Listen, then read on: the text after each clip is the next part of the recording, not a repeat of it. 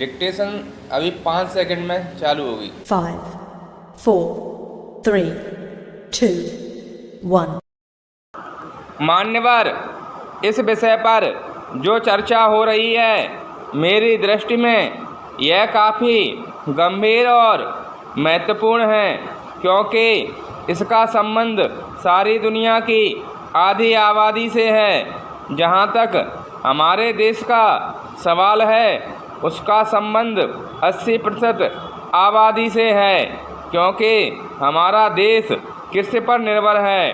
पूरे देश की खाद्य समस्या से इस मंत्रालय का संबंध है।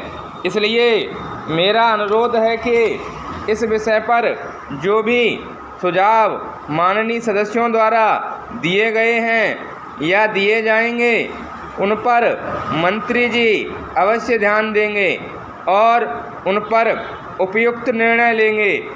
पैरा महोदय, विश्व खाद्य संगठन ने इस वर्ष को हिंदुस्तान के लिए खाद्य उत्पादन की दृष्टि से बड़ा गंभीर वर्ष बताया था, लेकिन देश के किसानों ने, मजदूरों ने, इस देश की केंद्र सरकार ने और राज्य सरकारों ने वैज्ञानिकों के सहयोग से इस बात को साबित कर दिया है कि यदि हमारे देश के किसानों को आवश्यक सुविधाएं दी जाएं तो वह किसी भी देश के किसान का उत्पादन के मामले में मुकाबला कर सकता है।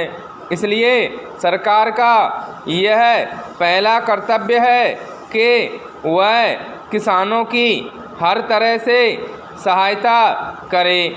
यह जरूरी है कि इस वर्ष प्रकृति की भी काफ़ी कृपा हमारे ऊपर रही है, लेकिन हमेशा वह कृपा बनी रहेगी यह कहना संभव नहीं है। इसलिए इन सारी स्थितियों को ध्यान में रखते हुए भविष्य के लिए आत्मनिर्भर होने के लिए कौन से कदम उठाने चाहिए, इसकी ओर कृषि मंत्रालय को विशेष ध्यान देना चाहिए।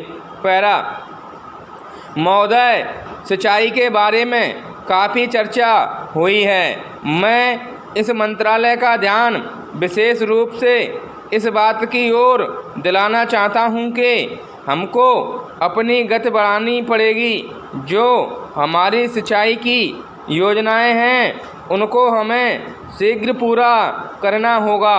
समय हमारा इंतज़ार नहीं करेगा, लेकिन इसमें एक दिक्कत यह है कि अनेक राज्यों ने पहले की स्वीकृत योजनाओं को पूरा किए बिना कई नई योजनाएं हाथ में ले ली हैं, जिससे उनको पूरा करने की गति धीमी होती जा रही है, क्योंकि उनके लिए पैसे की कमी हो जाती है।